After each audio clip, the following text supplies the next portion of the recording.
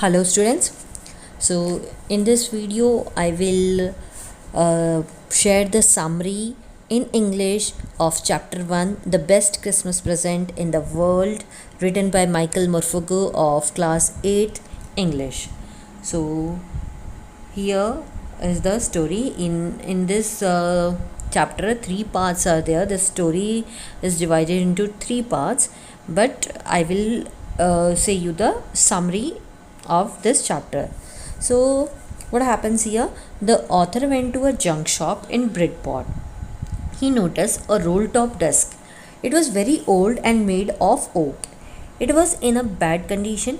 It had burn marks down one side. Since it was cheap, the author decided to buy it and get it repaired. He began working on it on Christmas Eve. He removed the roll top and tried hard to pull out the drawer. It had suffered much damage due to a fire and water. The drawer was jammed.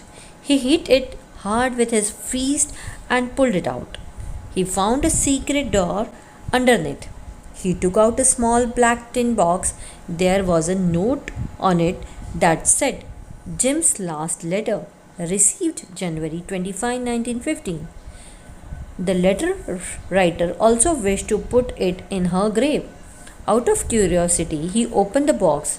Inside it, he found an envelope with the address Mrs. Jim Macpherson, 12 Copper Beaches, Bridport, Dorset. The letter was dated December 26, 1914. Now, the second part of the chapter. The letter had been written by Jim to his wife Connie.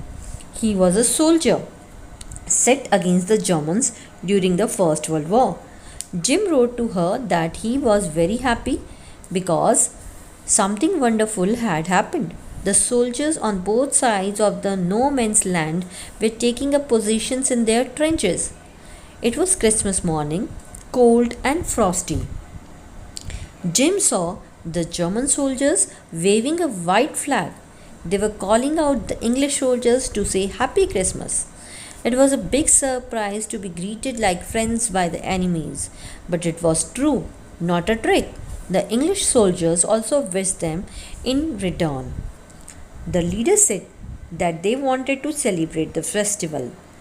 Jim was the officer in command. He allowed his men to join the Germans. Grey coats and khaki coats mingled in the middle. In the time of war, they were making peace. The German soldier who came first was named Hans Wolf. Before joining the army, he used to play the cello in an orchestra. Jim had been a school teacher in Dorset. Hans liked that he knew Dorset well. In fact, he had read about the place in Hardy's novel, Far from the Madding Ground. The soldiers from the rival camp smoked, laughed, drank, and feasted.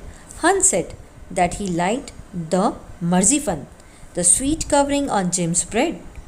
Jim wrote in the letter that he had never seen or imagined a Christmas party like that. They played football, also both agreed on one point. The country should have better resolved their disputes by playing a football or cricket match because no one dies in a match whereas war leaves behind orphans and widows. Now we'll move to third part. The game was finished, so did the drinks and cakes. Jim told Hans that they hoped to see families as soon as the fighting ended by Christmas year. The author put the letter back into the envelope and drove into Bridport. He meant to hand over the letter to Connie, that is Mrs. Macpherson. Connie was now 101 years old. Her house had caught fire, but she was saved. She was in conservatory. Now, the author wished her happy Christmas and gave the letter to her. She recognized the writing of her husband and felt very happy. She mistook the author for Jim, who had come home as promised on Christmas. She kissed the author on the cheek and asked him to read the letter to her. She wanted to listen to the voice of her husband. She said that he, yani Jim, himself was the best Christmas present to her. So here we end the summary of the story. Please like the video and subscribe my channel Harshita Education. Bye bye.